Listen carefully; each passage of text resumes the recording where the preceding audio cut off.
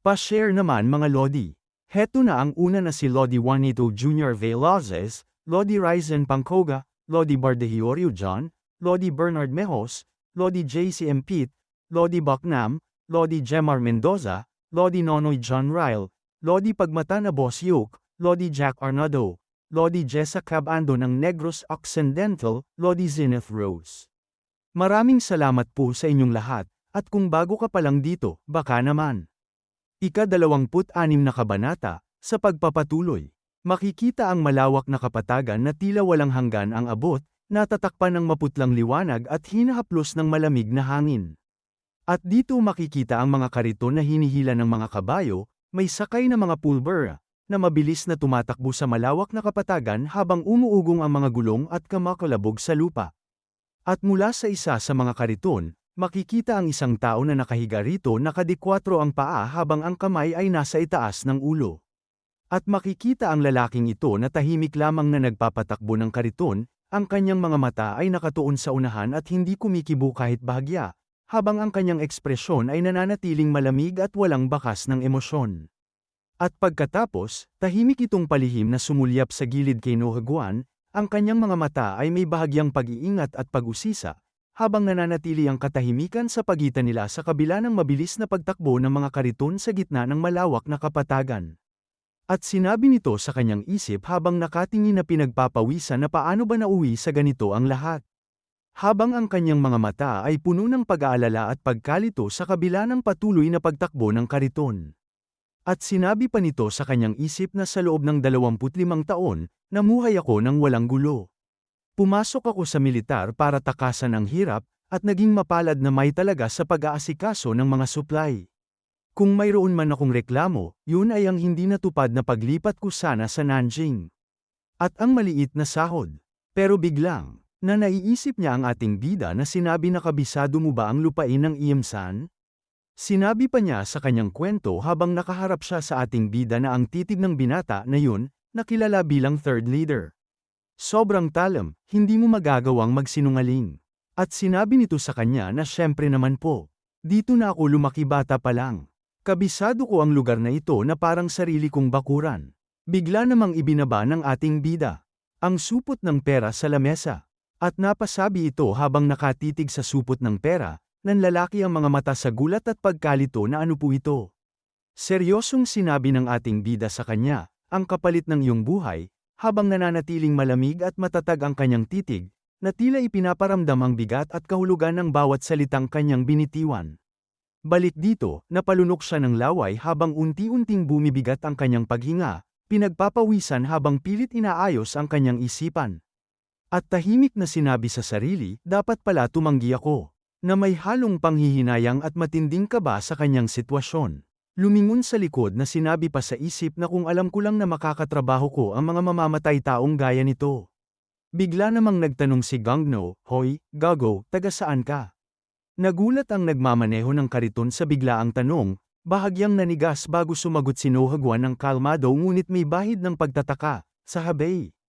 Bakit mo tinatanong? Ngumisi ito, isang malamig at mapanganib ng ngiti. Saka binitiwan ang mga salitang, sayang naman. Kung nagkita tayo sa Henan, pinatay na kita agad.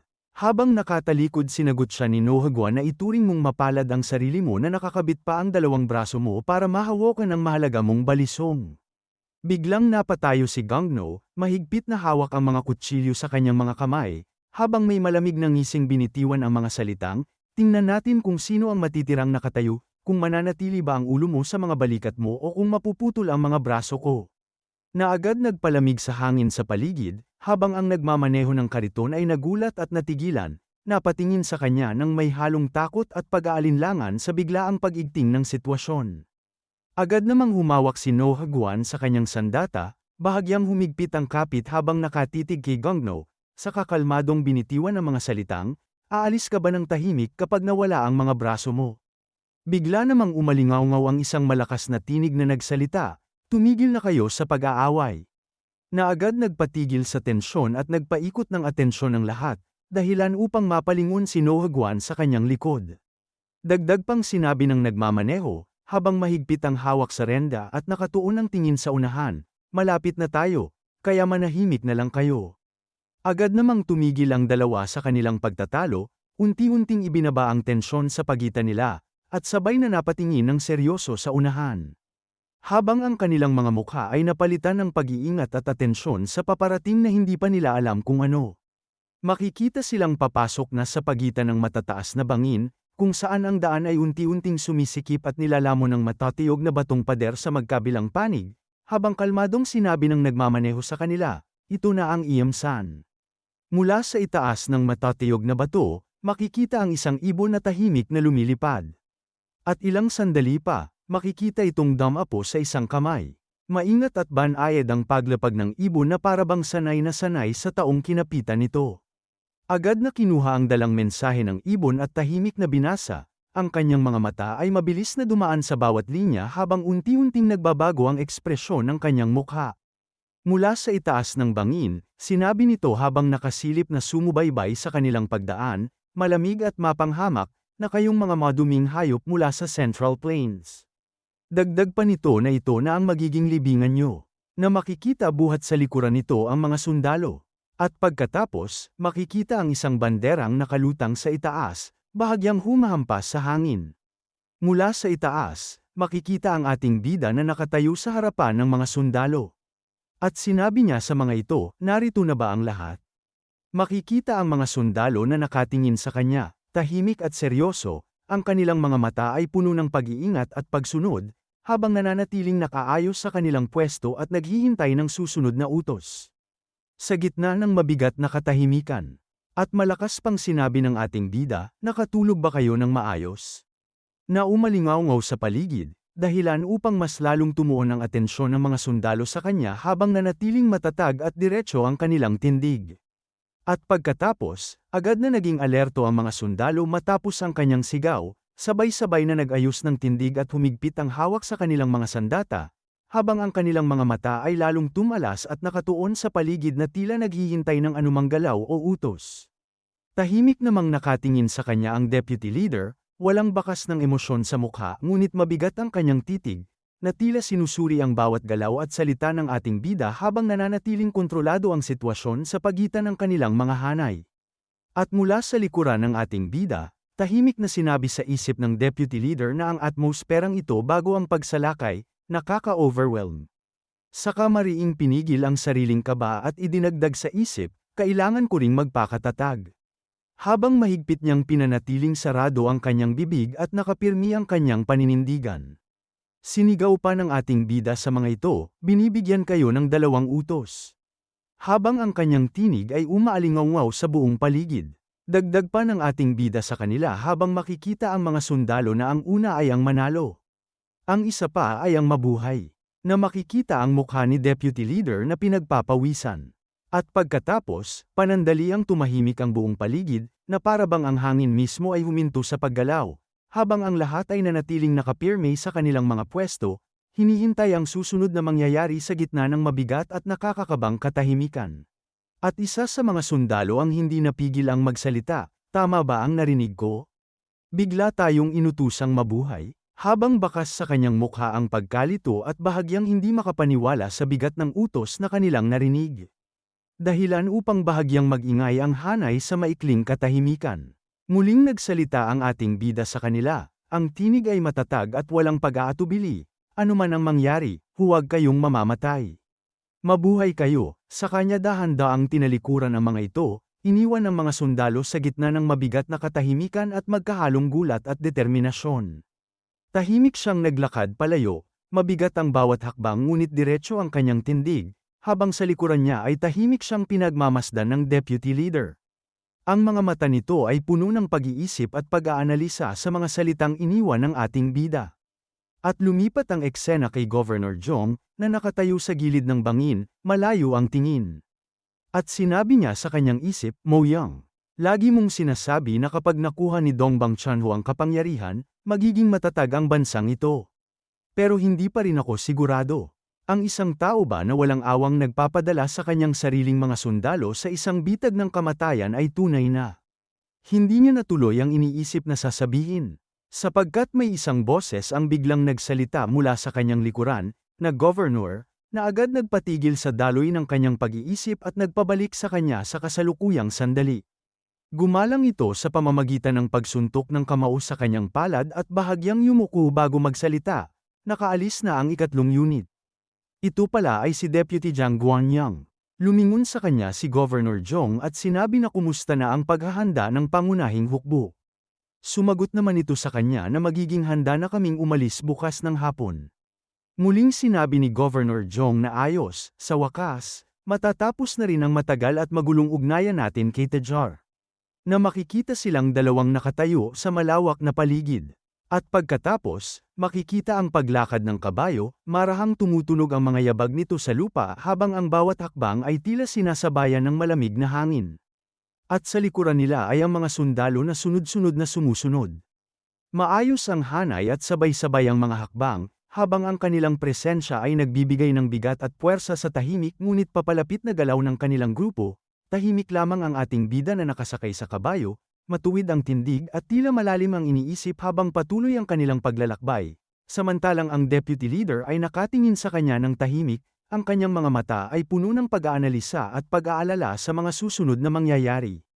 At sinabi nito sa kanyang isip na yung talumpati bago ang pagsalakay at yung mga sinabi niya nitong mga nakaraang araw. Akala ko isa siyang pinuno na walang awang pumapatay sa sarili niyang mga tauhan. Pero baka lang, mas mahalaga sa kanya ang mga tauhan niya kaysa sa kahit sino pa. At lumapit ito sa kanya habang sinasabi na leader. Agad na tumugon naman ang ating bida na ano yon. Sinabi sa kanya ni Deputy Leader na sa totoo lang, hindi lang kuya ang mayroon ako. Mayroon din akong nakababatang kapatid na babae, 16 na taong gulang. Kasing edad mo lang siya. Dagdag pa niya na pag-uwi natin. Ipakikilala kita sa kanya, napakaganda niya. Nakatingin ang ating bida sa kanya habang sinasabi sa kanyang isip na 16. Kasing edad ni Rime, at naiisip niya si Rime at sinabi niya sa kanyang isip na kumusta na kaya siya. Makikita ang mukha niya na bahagyang nagulat nang may sumigaw na anong pinagsasabi mo. Dagdag pa nitong sinigaw na deputy leader. Di ba sabi mo ipakikilala mo siya sa akin nung huling inuman natin? Napaliit naman ng mata si Deputy Leader na napasalubong ang kilay na sinabi niya na naniniwala ka sa mga sinabi sa inuman, tsaka. Ang laki ng agwat ng edad niyo ni Leader. Isa iyang krimen. Malakas na sinabi nito sa kanya na aba, ang salita ng lalaki ay kasing halaga ng ginto. Dagdag pa nito habang nakatingin sa kanila ang ating bida na puno pa ako ng lakas, Deputy Leader. Gusto mo ipakita ko sa'yo? Sumagot sa kanya si Deputy Leader na anong ipakikita mo sa akin? Hindi yun ang punto. Napalingon naman ang ating bida nang nagsalita ang kanyang nasa likod na leader. Sa tingin mo ba magiging maayos ang Death Squad? Sinagot naman siya ng ating bida na nag-aalala ka ba na baka talikuran nila ang misyon at tumakas? Sumagot ito sa kanya na dahil mga kriminal sila, medyo nakakabahala nga talaga. Tumingin sa malayo ang ating bida at sinabi na huwag kang mag-alala. Magiging maayos sila. Nakatingin ito sa kanya habang sinasabi na nagtataka ako kung paano ka naging kampante pagdating sa mga kriminal. Naalala niya ito habang sinasabi sa kanya ni Nohagwan na sa halip na 5, isa na lang ang natitira. Ano ang dapat nating gawin? Na sinabi pa niya na mga matang puno ng pangungulila, kung ang mga matang yon ay determinado. Siguradong babalik sila, sabi niya sa deputy na nasa likod niya, na napatugon ito sa kanya na ano. Patuloy lang na nakatingin ito sa kanya na may pagtataka. Makikita ang mga matataas na bato. Pawisan si Nohagwan na malalim na ang paghinga. Nakaharap siya sa mga kalaban. Nakaluhod ang isang tuhod hawak ang espada habang sinasabi niya sa kanyang isip na may nangyaring hindi maganda. May naglabas ng impormasyon. At dito na po nagtatapos ang ika-26 na kabanata.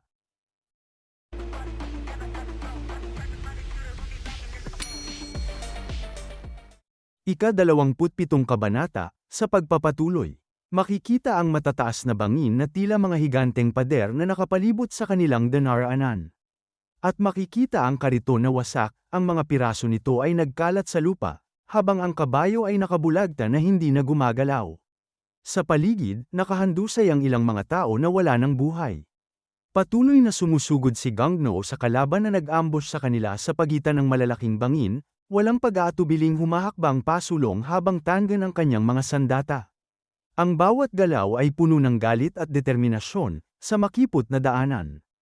Nahadlangan nito ang pagsugod ng kalaban sa kanya gamit ang dalawang punyal na mahigpit niyang hawak, mabilis na sinalubong ang bawat atake at pinigilan ang paglusob.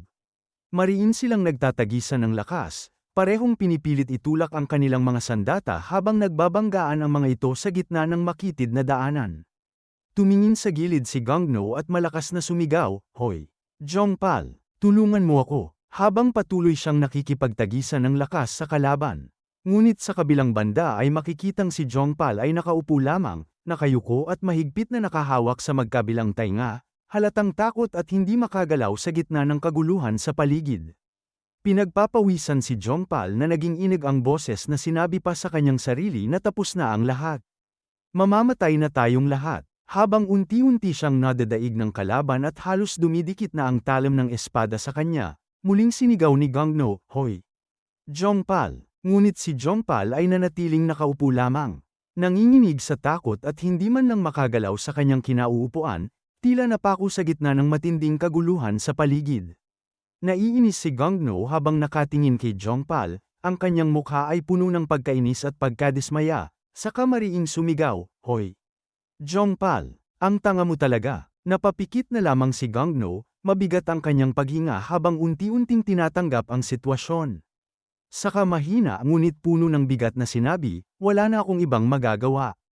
At pagkatapos, dahan-daang binitawan ni Gangno ang kanyang hawak na kutsilyo, bumigat ang kanyang balikat habang tila sumusuko sa sandaling iyon, saka mahina ngunit puno ng inis na binitiwan ng mga salitang, "Itinatago ko pa naman to para sa gagawin yun." Masayang tatagain naman siya ng kalaban habang sumisigaw ng hangal. Paanong nagawa ng isang mandirigma na bitawan ang kanyang sandata? Nagbago ang reaksyon ng mukha nito habang sumisigaw ng "Mamatay ka!" Isang nakatagong sandata ang biglang pinakawalan ni Gangno mula sa kanyang kamay, isang mabilis at halos hindi napansing galaw na tila sinadya niyang itago hanggang sa tamang sandali. Sa isang kisap mata, tumama ito sa leeg ng kalaban. Habang nakatutok ang espada sa leeg, sinabi pa ni Gangno na ituring mong karangalan to, Mongolian. Alam mo ba kung gaano kamahal ang gamit na to? Makikita ang leeg nito na bahagyang nahiwa, may manipis ngunit malinaw na bakas ng sugat na agad nagdulot ng pagtagas ng dugo. Ang dating matapang na sigaw ng kalaban ay naputol, napalitan ng pigil na hingal. At ilang sandali pa, unti-unting nanghina ang tindig ng kalaban. At agad ba bumagsak sa lupa ito sa harapan niya? Makikita ang sandata sa kamay ni Gangno tila espesyal na ginawa para sa mabilis at eksaktong galaw sa gitna ng laban. Habang tinatago niya ito, sinabi niya na buwisit, "Isipin mo nga namang dito ko pa magagamit to sa ganitong lugar." Dagdag pa niya na makikita ang matataas na pader ng bangin na pero bakit ang tahimik? Ano bang ginagawa ng gagawin yun? Bigla naman na napalaki ng mga mata ito sa kanyang nakita. Nakangiwi ang bibig ng kalaban habang pinagpapawisang sinabi na ano ba to? Dagdag pa nitong sinabi kay Nohagwan habang makikita sa likuran niya ang marami niyang pinaslang na anong klaseng pandaraya ang ginamit mo. Hinawakan nito ng mahigpit ang kanyang sandata habang naiinis na sinabi na nabalitaan ko na may mga tao sa Central Plains na may kakaibang kapangyarihan, tila ikaw ang tinutukoy nila. Mariin namang nakatingin sa kanya si Nohagwan at sinabi sa isip na para sa isang Mongol, medyo malakas din siya. Naglabas ng enerhiya sa kanyang kamay at sandata na sinabi pa na pero. Tumalon ang kalaban sa ere, at malakas na sinigaw na mamatay ka. Habang bumababa siya na puno ng galit at desperasyon, tila ba ipinipilit niyang tapusin ang laban sa isang huling pag-atake. Agad namang nagbago ang tindig ni Nohagwan, mahinahon ngunit handa. Ang kanyang mga paa ay mas matatag na nakapwesto sa lupa, at ang kanyang atensyon ay nakatuon sa paparating na hampas. Sa isang iglap, makikita ang isang malinaw na guhit sa hangin, isang mabilis at matalim na bakas na tila humiwa sa mismong espasyo sa pagitan nilang dalawa. Mabilis na nilampasan ni Nohagwan ang kalaban sa isang eksaktong galaw, halos parang naglaho siya sa mismong linya ng atake. Sa sandaling yun, ang guhit na kanina'y nakikita sa hangin ay dumaan sa katawan ng kalaban, isang mabilis at tahimik na hiwa na hindi agad namalayan ng paligid. Napasalubong ang kilay nito na nagtanong na anong klaseng kapangyarihan to. Sinagot naman siya ni Nohagwan na explosive fist technique. Habang sumusuka ito ng dugo, napasabi pa ito na nagtataka na ang explosive fist technique pala, ha? At ilang sandali pa ay makikita ang katawan ng kalaban ay nahati sa dalawa sa bilis ng galaw ni Nohaguan. At pagkatapos ng atake agad na nilagay niya sa kaluban ang kanyang sandata. At tahimik siyang tumingin sa kanyang gilid. At sinabi niya habang makikita ang mga bangkay ng kalaban na ayos na ang lahat. Kontrolado na, sinabi pa niya habang nakatingin sa mga ito na pero anong gagawin namin sa karwaheng puno ng pulbura na nawasak? Na sinabi naman ni Gangno kay Jongpal na ayos na ang lahat, kaya please, idilat mo na ang mga mata mo. Bigla namang nanlaki ang mga mata ni Nohaguan nang may naramdamang panganib. Agad siyang umiwas na gamulong sa lupa dahilan upang hindi siya tamaan ng atake. Pagkatapos gamulong sa lupa, agad na bumangon si Nohaguan at muling pamwesto, alerto ang bawat galaw na naghanda. Sa pagtingin niya sa paligid, napansin niya ang isang palaso na nakabaon sa lupa. Sandali siyang natigilan. Unti-unti niyang itinaas ang tingin sa itaas ng bangin, at doon niya nakita ang isang anino ng tao na nakatayo sa gilid, hawak pa ang pana na ginamit sa pag-atake. Muli itong papana mula sa itaas ng bangin habang umalingaw-ngaw ang sigaw nito. Mahusay kang umiwas, basurang galing sa Central Plains. Bahagyang sumikip ang tingin ni Nohaguan at sa kanyang isip ay may naiinis na boses na umalingaw-ngaw. Nakalimutan ko ang mga mamamana. Sandaling damaloy ang pagkapiken at pag-aalala, hindi dahil sa takot, kundi dahil sa isang pagkakamaling hindi niya dapat nagawa sa ganitong sitwasyon, masayang sinisigaw pa nito habang inyaangat ang busog, mamatay ka. Habang hinihila ang tali, handa nang pakawalan ang palaso mula sa itaas ng bangin. Ngunit bago pa man niya mabitawan ang pana, isang mabilis na guhit sa hangin ang biglang sumulpot at tumama sa kanyang mukha. Kasunod noon, bumagsak siya mula sa mataas na bangin, papunta sa kailaliman sa ibaba, habang ang katahimikan ay muling bumabalot sa paligid matapos ang mabilis na pagtatapos ng laban. Napatingin si Nohaguan sa kanyang likuran, sa kanyang gilid, makikita ang mabigat na pagbagsak ng mamamana mula sa bangin. Ang malakas na ataking yun pala ay gawa ni Gangno na sinasabi pa nito habang nakatingin kay Nohaguan na hindi kita basta-basta hahayaang mamatay ng ganoon. Dagdag pa nito sa kanya na ako dapat ang kukuha ng ulo mo. At ilang sandali pa kinuha nila ang kasuutan ng Mongolian. At sinabi ni Jongpal habang nakatingin dito na ito, kabaliwan na to. Habang sinusuot ni Gangno ang mga damit sinabi niya kay Jongpal na tumigil ka na sa kaiiyak at magbihis ka na ng mabilis. Napatingin naman sa gilid si Jongpal habang nagsalita si Nohaguan na kailangan na nating makarating sa Ohei Pass. Naiinis naman si Gangno habang sinusuot ang pantalon na sinabi pa na buwisit, wala ni isa ang magkasya sa akin. Tinanong ni Nohaguan si Jongpal na gaano katagal ang lalakbayin natin mula rito. Sumagot ito habang makikita ang mga pulbura na swerte tayo at makapal ang hamog, kaya hindi agad matutuklasan ang pagkamatay ng mga lalaking ito hanggang bukas ng umaga. Kung bibilisan natin, makakarating tayo sa hapon ng makalawa. Muling tinanong niya ito na imposible bang makarating tayo doon bukas ng umaga? Muling sumagot si Jongpal na may paraan. Pero napakataas ng tsansa na mahuli tayo. Lumapit sa mga pulbura si Nohaguan habang sinasabi na isinasaalang-alang ang oras bago dumating ang pangunahing hukbo, kailangan nating magmadali. Pinagpawisan naman si Jongpal habang nagulat na sinabi na Seisalakay ba talaga tayo gamit lang ang maliit na grupong ito. Tahimik na binuhat ni Nohaguan ang pulbura. At sinabi pa kay Jongpal na kung ayaw mo, pwede kang tumakas. May ideya na ako sa rutang dadaanan. Nagtayuan ang balahibo ni Jongpal na napasabi na ano. Makikita ang ulo niya na sinabi naman ni Gangno kay Nohaguan na mukha kang martial artist. Dagdag pa nito sa kanya na ano ba talaga ang binabalak mo? Napalingon naman sa kanya si Nohaguan. Sinabi pa sa kanya ni Gangno habang nakakrus ang kamay sa katawan na naiintindihan ko na hindi pera ang habol mo gaya ko. Bakit ang isang martial artist ay magpapakahirap ng ganyan? Tahimik lang na pinagmamasdan siya ni Gangno. Nagtatakang nakatingin naman sa kanya si Gangno nang sagutin siya nito na gusto ko lang masuntok sa mukha ng lalaking yun. Nagpatuloy na ito sa paglalakad habang may hindi makapaniwalang mukha si Gangno na sinabi na anong ibig mong sabihin doon. Sumagot naman siya na parang ganoon na nga. Sinabi naman sa kanya ni Gangno habang naglalakad sila na ganyan ba talaga ang mga bagay na tanging mga martial artist lang ang nakakaintindi? Sumagot siya na intindihin mo na lang sa sarili mo at huwag mo na akong buwisitin. Habang nakatayo pa din si Jongpal hawak ang damit ng Mongolian malakas na sinisigaw naman ni Gangno na hoy, gago. Sagutin mo na lang ako. Tumugon naman sa kanya si Nohagwan na umatras ka muna ng kaunti. Makikita ang mata nito na sinabi pa ni Gangno na pero iiwan na ba talaga natin si Jongpal? Sumagot siya na hindi naman natin siya pwedeng piliting sumama, di ba? Nagmadaling sinuot ni Jongpal ang damit habang sinasabi na hindi. Sasama rin ako. Sasama ako sa inyo. At muling makikita ang matataas na bangin. At makikita na ang mga sundalo na dumadaan na rin sa mga matataas na bangin. At isang sundalo ang agad na nasuka sa gilid. Nang makita nila ang mga napaslang na kalaban sa kanilang dinadaanan. Sinuri ito ng ating bida habang napasabi siya sa kanyang isip na isang bangkay na nahati sa dalawa. Dagdag pa niya habang nakatingin dito ng seryoso na gawa niya ba to? Mula sa kanyang likuran may nagsalita na gawa ba to ng Death Squad? Habang nakapikit ang ating bida sinabi niya na oo, mahusay ang ginagawa nila. Sinabi pa sa kanya ni Deputy Leader na sa totoo lang, hanggat hindi ko pa nakikita ang mga bakas ng labanang ito, nag-aalala ako kung anong gagawin natin kung sakaling tumakas sila.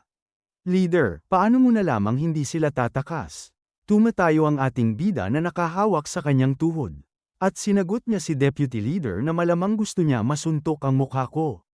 May nagtatakang mukha naman si Deputy Leader na sinabi na ha? Anong ibig mong sabihin doon? Naiisip niya ito na sinabi sa kanya ni Nohagwan na sa halip na 5. Isa na lang ang natitira. Ano ang dapat nating gagawin? Sinabi naman sa kanya ng ating bida na tila may iba ka pa ninanais. At sinabi sa kanya ni Nohagwan hindi yun, sadyang masyadong mahihina ang mga lalaking ito kaya gusto kong subukan ang sarili ko laban sayo, leader. Balik sa kanya na naglalabas ng enerhiya na may seryosong tingin na sinabi niya na ganoon ba, mabuhay ka. At kung mabubuhay ka, pwede mo akong suntukin sa mukha hanggat gusto mo. Na makikita na silang tatlo ay napatigil habang nakatingin sa ibaba. Nakarating na pala sila sa Ayam San Ohe Pass na makikita ang mga kuta ng Mongolian sa ibaba. At dito na po nagtatapos ang ika-27 kabanata.